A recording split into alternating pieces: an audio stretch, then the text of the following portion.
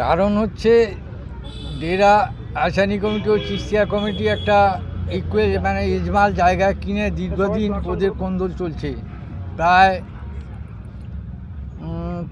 15-20 বছর।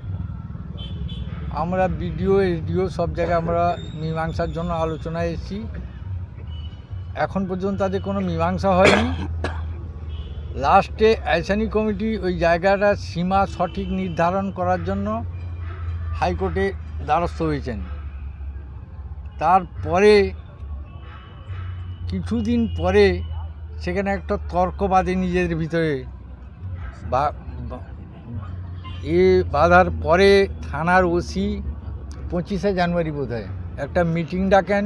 ওই মিটিংয়ে আমরা সকলেই গেছিলাম, গিয়ে ওখানে আলোচনা শেষ হয়ে যে ওই জায়গায় ওরা নিমাজ পড়ুক, কোনো ধর্ম আলোচনা করুক, ওরা ওই ওসির পারমিশন ছাড়া ওরা করতে পারবে না।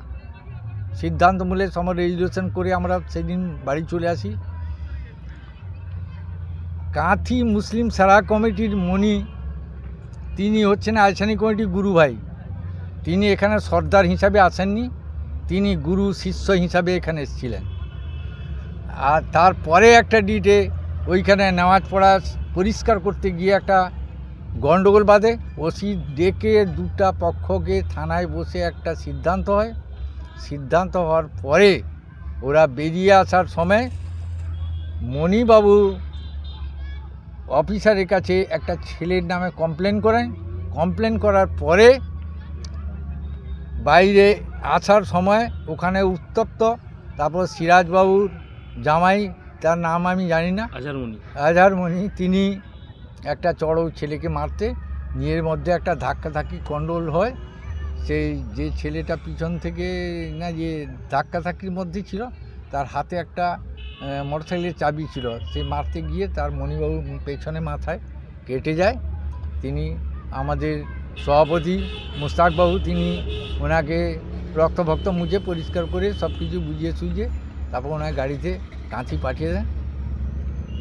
তারপরে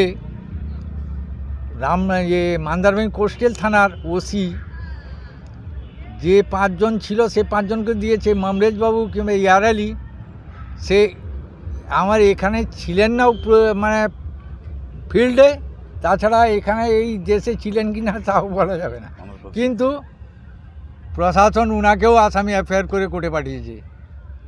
সেই নিয়ে আজকে আমরা আপনাদের ডেকে এইটাকে আরেকটা কথা বলে যাই, সব সময় মৌলবী আর আমার মণিবাবু কাঁথি সারা কমিটি বলছে ও মসজিদ বিরোধী, ও নামাজ পড়ে না, কিন্তু এটা সম্পূর্ণ মিথ্যা। তিনি মসজিদে কোনো বিরোধিতা করেন না, সমস্ত ধর্মস্থানে সমস্ত টাকা পয়সা দিয়ে মসজিদ সহযোগিতা করেন। ঈদগাহ, আমাদের 14 বস্তির ঈদগাহ যে কালেন্দি বাজারের উপর আছে, সেই ঈদগাহ সম্প্রসারণের সময় প্রায় 5 লাখের মতন টাকা দিয়ে সামনে বছর ঈদগাহটাকে ঢালাই করে কমপ্লিট করে দিয়েছেন, যাতে সকল মুসলমান এরিয়ার যত সারা কমিটি অন্তর্ভুক্ত যত মুসলমান আছে সকলেই ঈদগাহে নামাজ পড়ে।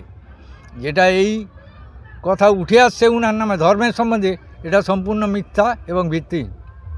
আগামী দিনে কি সমস্যার সুরাহা হবে বলে মনে করছেন?